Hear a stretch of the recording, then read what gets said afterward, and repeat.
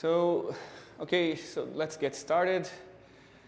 Today we're going to talk about logistic regression. This is our fourth lecture of our deep learning course.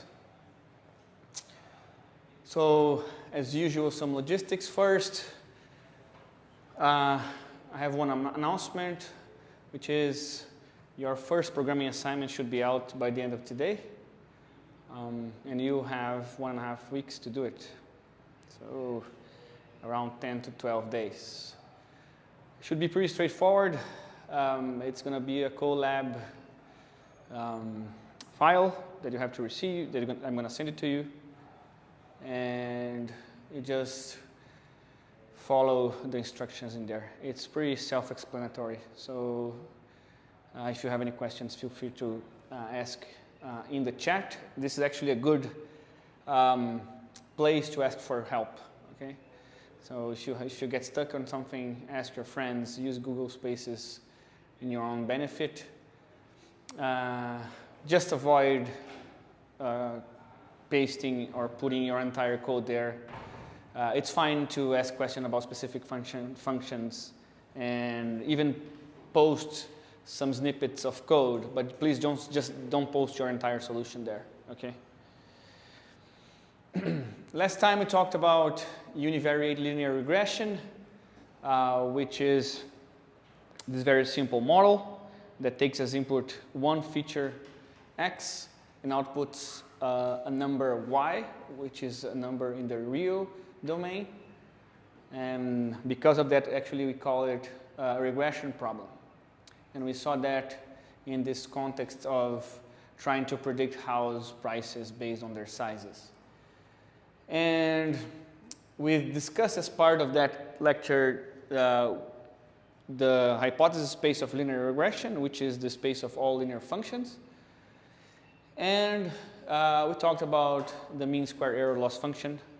We've discussed that for linear regression. It is a convex problem, so that's why we choose this loss function in this case. And we talked about gradient descent, right? In fact, we reviewed a little bit of derivatives and partial derivatives, and even the gradient vector that we used for optimizing our loss function with respect to our parameters w and b. Any comments or questions before we start?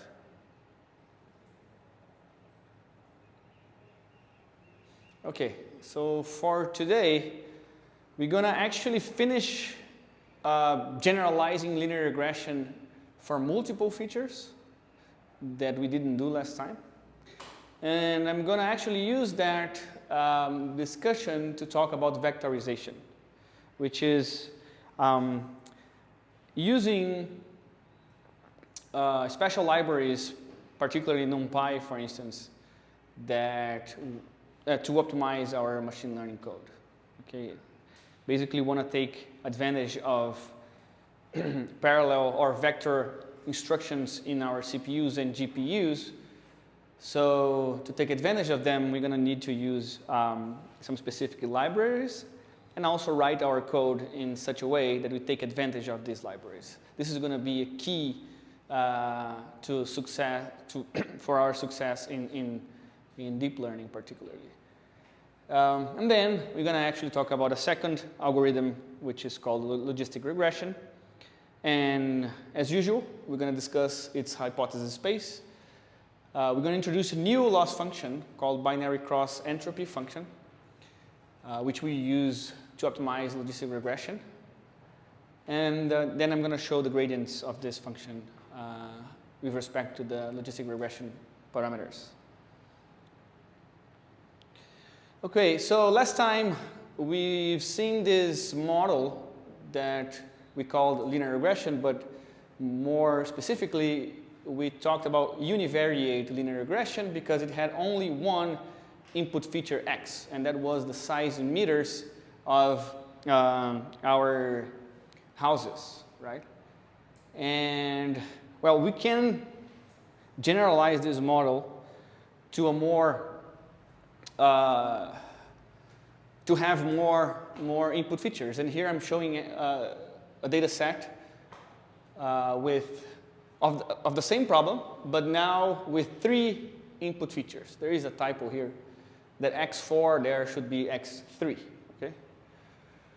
So now we still have the same feature size in meters, that is our first column there, or our x1, but we also have x2 and x3. And x2 here, this is just an example, right? Could be the number of bedrooms in the house, okay? And then you say, oh, 4, 3, 1, 3, 1, maybe 6, you know, if you have a big house, like a really big house.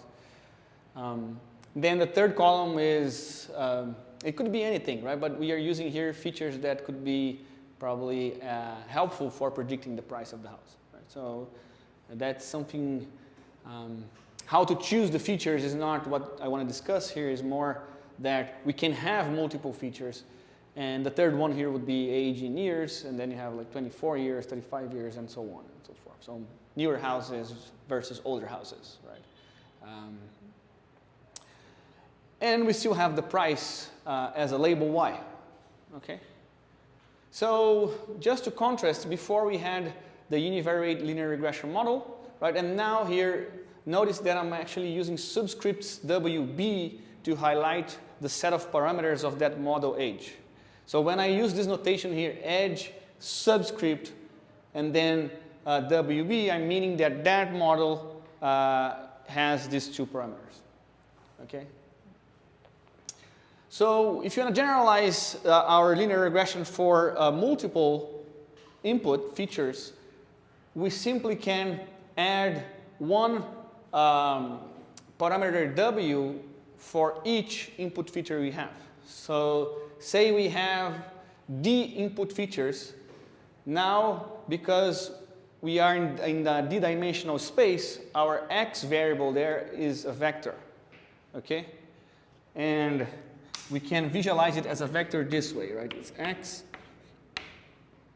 So the first input feature would be 1, 5, 2, 4, and 24. So this is our X vector. This will be X1. And our Y1 in this case is equals to 1550. And the same for the example 2, 3, and 4, okay?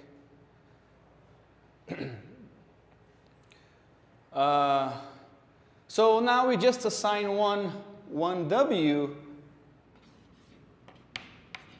parameter for each input feature we have in our problem. So I'm going to have here W1, W2, and W3 in this example because I have 3 input features. Okay. In the more question? If you get another sample to the table, W will have another values? No, we are learning one set of parameters from our data set, right? So we're going to have one vector W that we're going to learn with the data set. So it's one vector for the whole data set, right? It's the same for every line? Yes. We're going to share, if you will, share the W vector amongst all the examples. Yeah, because we're going to learn one model, right? We're going to learn one model for the whole data set. And now our model edge has as input, or has as a parameter, a vector W, right? On the board is actually better to write with arrows.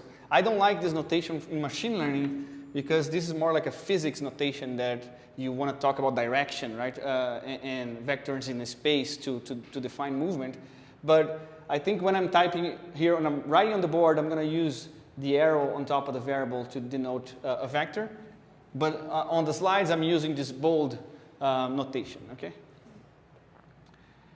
But here now, our hypothesis has an input it takes a vector as an input, and now has a vector b as a parameter. So our model now for this particular example could be written this way, okay? W1 x1 plus W2 x2 plus W3 x3 plus b. B is still a scalar, okay? If I had d features, I would have d terms in this summation, okay? One way to interpret our model now is to look at these weights and understand how much they contribute to predicting the price or the label in general, right? So for example, if I had trained my model in this data set and I got these values for W, so imagine here I had that after training I had my W equals to 0, 1, 0.1, 4, minus 2. Plus, and then B, right? B would be 80. I'm going to just, we don't have to write it there. But the way we interpret this is, well, size, whenever I change size by 1 meter, right, that contributes by, my price will change by 0.1. Okay? If I change my number of beds by 1, my price will increase by 4. Okay? And here's interesting, if I increase the size of my house, the age, sorry, if I increase x3, which is the age, by 1, that will increase the price by minus 2. Okay? And the bias term here can be thought as kind of a base price. Every house has a minimum of 80. Remember, our prices is in thousands of US dollars. Okay, so maybe like the minimum I have here is $80,000, right?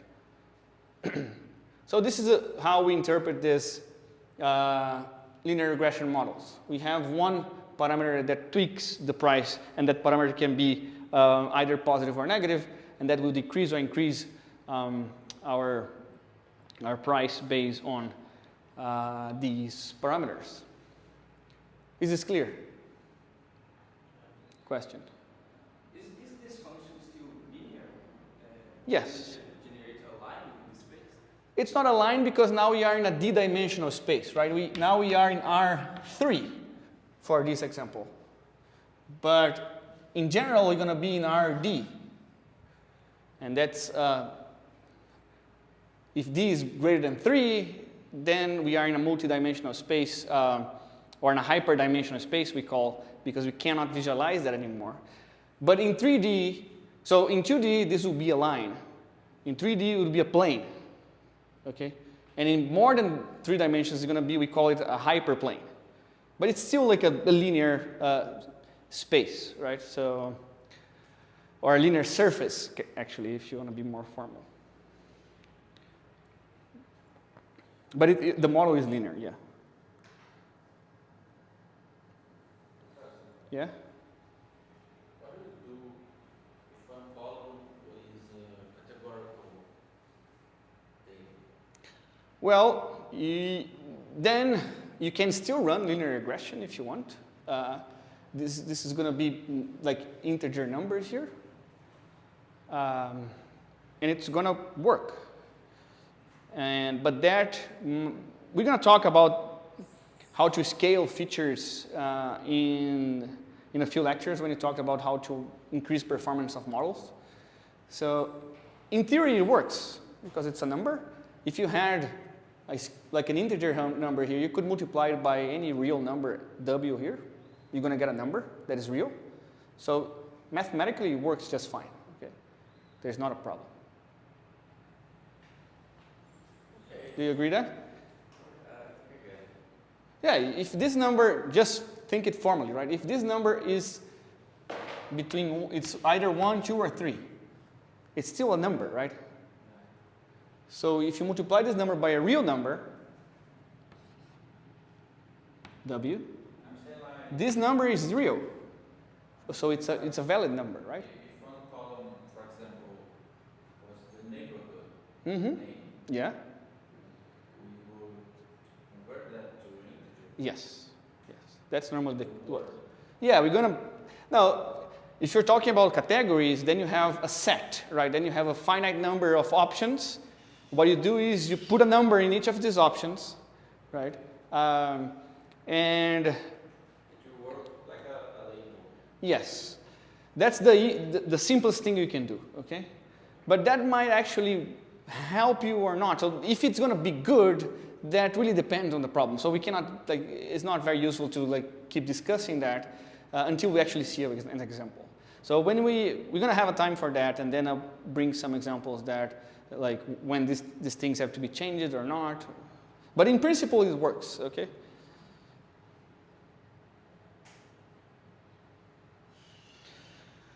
Okay, so I've mentioned in the beginning of the course that linear algebra is a prerequisite for this course, and from today on, I'm going to start using more vector operations and matrices operations, okay? Because that's very convenient for us.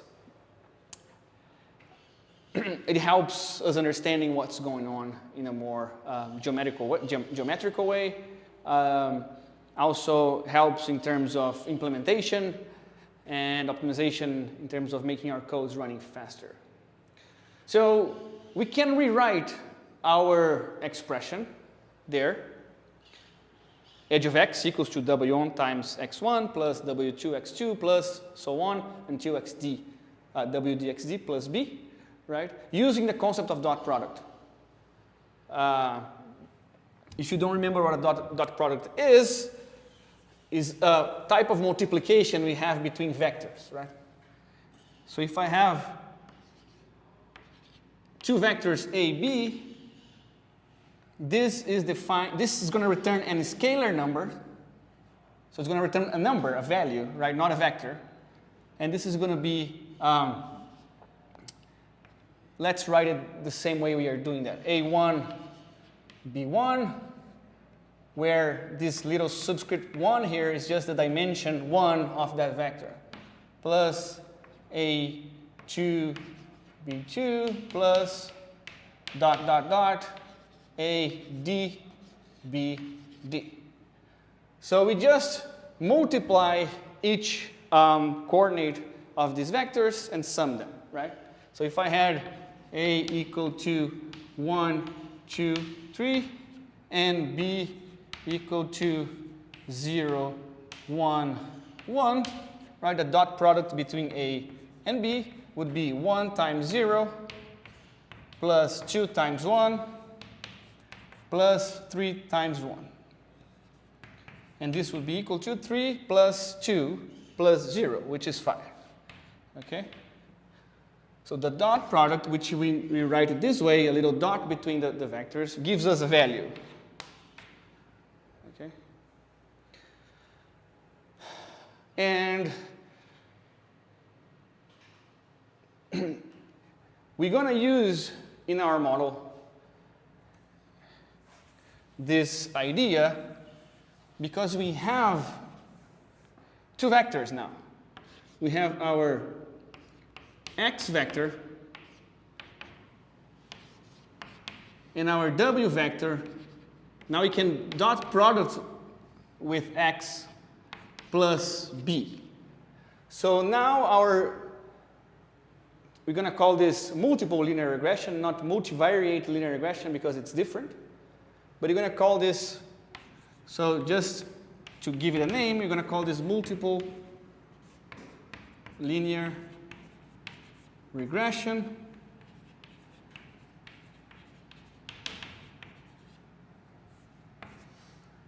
And now I have a parameter vector w an input vector x, and a bias term, we call this term bias, which is a scalar.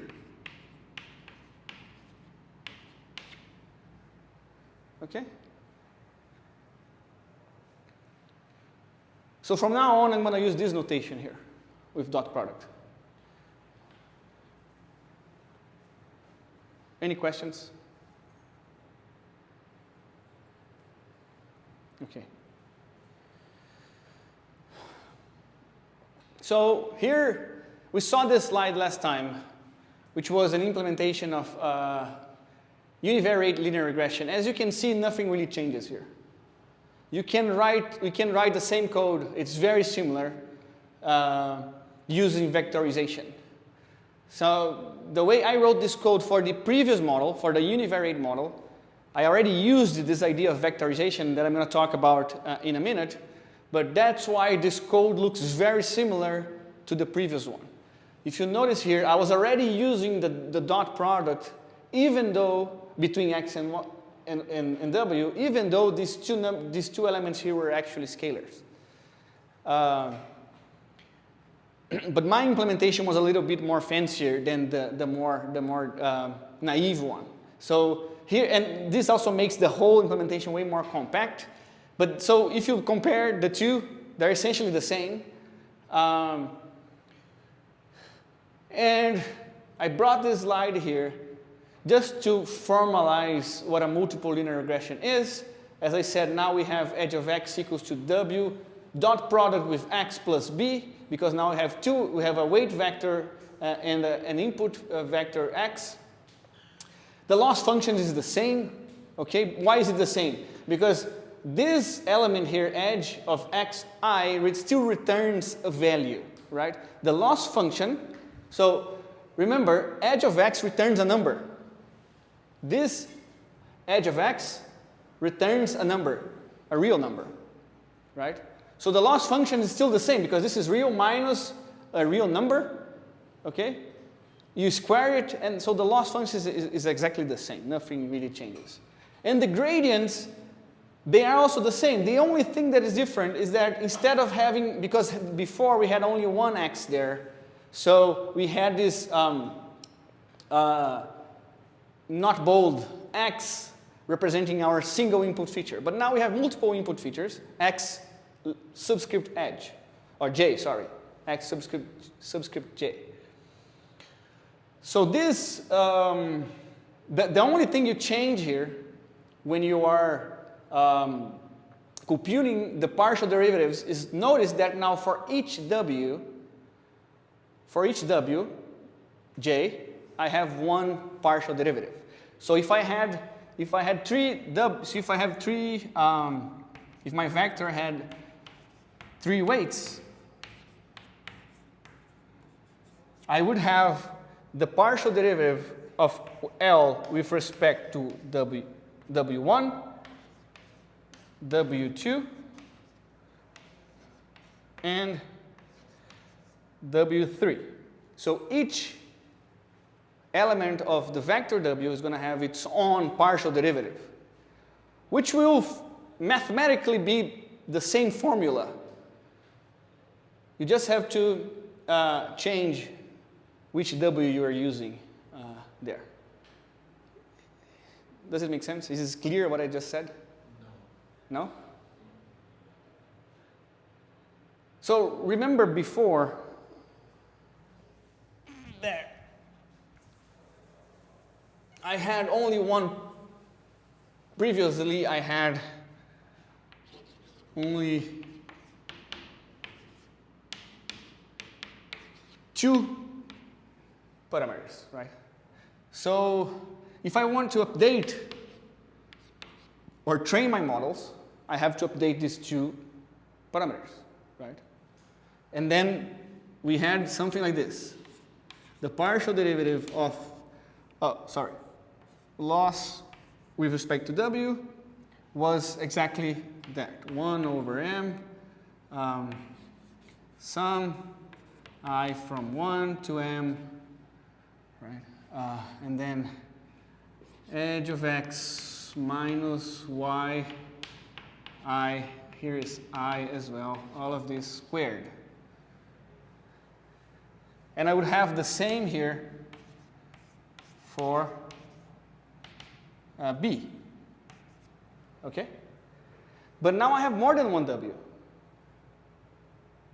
Let's say I had 3. I would have to write, oh sorry, here there's no 2 and here there is an X. Right? In this situation we had this. This is a univariate model. Okay? This is our univariate linear regression.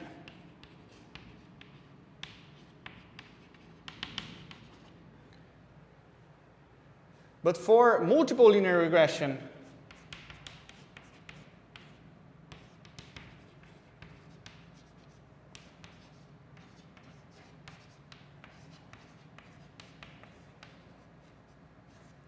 we have the derivative of loss with respect to W1. We have the same, we have another partial derivative for W2 and so on until, and W3 and W4. So you're going to have, we can say like we're going to have one, so the gradient vector would look like this. W1, W2, W3, and bias. So I have to compute these 4 weights now. So I have to compute these 4 partial derivatives for these respective 4 weights. Okay, but the formula itself is the same. It's just that the number that you put here is going to be the X that is associated with that W. So you're going to use X J here when you want to compute the partial derivative of Wj. So for example, for W1, you're going to be X1. So remember the subscript here is the dimension of the vector. So for W1, you're going to be the first dimension of X. For W2, the second dimension of X, and so on. Okay, so let's move on because we have many things to talk about.